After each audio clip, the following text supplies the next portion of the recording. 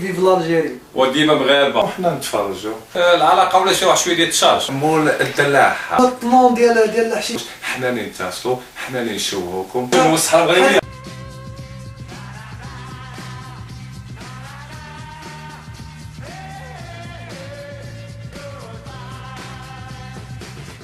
مساء الخير مشاهدينا ومرحبا بكم في برنامجكم التواصلي الحواري الاجتماعي السياسي الغذائي والذي يربطنا معكم بالخيط الابيض مساء كل اثنين.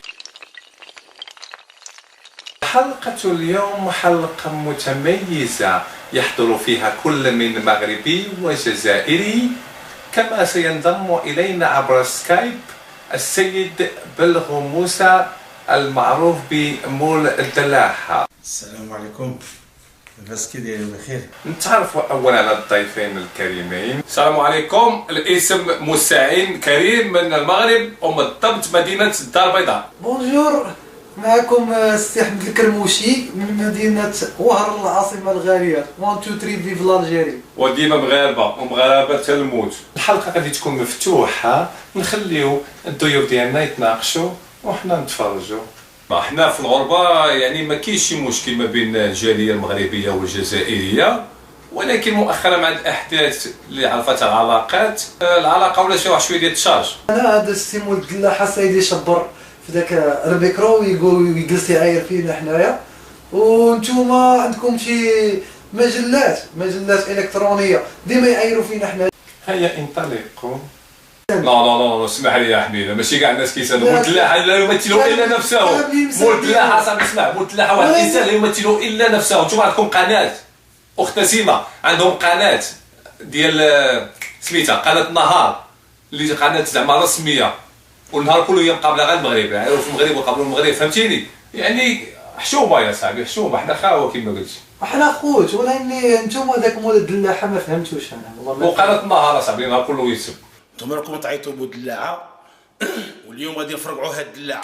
اسمح لي يا سي مول الدلاحه، عفوا السي موسى، انت من حقك تعبر، مي سميتي واحد الكلمات شويه كانت قاسيه.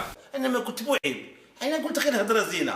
نتوما ديما صيفطوا لنا الطنون ديال الحشيش اللبلان. باش تعرف اصاحبي راه قنطار ديال الحشيش راه ما كيساويش الصمطه، كنقولوا حنا الصمطه اختنا سيما، كنقولوا الصمطه ديال القرقوبي ملي كيتقرقم راه كيقتل كيزني كيشفر. يعني السياسه ديال المخابرات ديالكم اصاحبي حميد خاص تعرف بان السياسه ديالهم هما عندهم هدف سياسي هو يدمروا الشباب ديال المغرب. القرقوبي اللي شي واحد فيهم هاد الشعب الجزائري يقول صحراء مغربيه وحنا خوت. حنا خوت والصحراء المغربيه ولا لا؟ هذا حنا خوت. دابا اجوا من الصحراء المغربيه حنا خوت صافي. ما عمرهم ما يقولوا اختي هذا هو المشكل، ولكن المهم ما كاين مشكل، حنا كنبقاو خوت عايشين في الغربه، ولكن راه كاين ماشي ما عمرهم ما يقول لك الصحراء المغربيه، هذا هو المشكل. حنا خوت، علاش جبت لي انت الصحراء دابا؟ حنا ديما الصحاب تبغي تعرف مني تما حنا عندنا. هناك تدخل هاتفي، ناخذ المكالمه الهاتفيه. وكان المستعمر يروج للكيف لانه كانت اداره التبغ هو الكيف، ومنين المغرب خدا الاستقلال ديالو عاد باش حيد الكيف وبقات التبغ.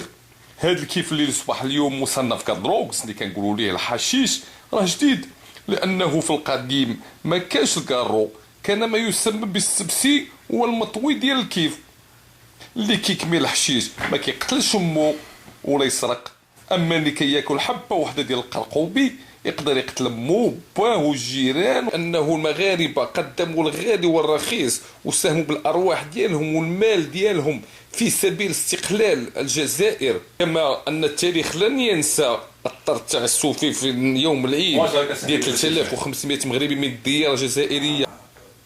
سيدي اش غنقول لك انا، كاين ما عندي ما نقول، ولكن حنا داك الشيء راه وقت البارح، ولا حنا خوت، ولكن داك الشيء راه البارح. ولكن السي حميده الاخ كريم قال لك انه قلت له ان الحريره جزائريه، القفطان المغربي تا هو جزائري، الطرب الاندلسي تا هو، وشي نهار تجروا لنا النافوره ديال الحمام السي حميده تقول لهم حتى هي ديال الجزائر.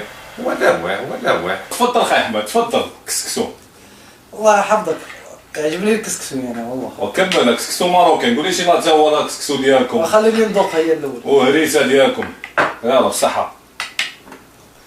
حلقة اليوم انتهت. أحبائي ما تنساوش تراسلونا عبر الرقم الأرضي السماوي 0405 28 24 24. كما ما تنساوش خليو لينا الرسائل ديالكم عبر رقم 25 28 23 22.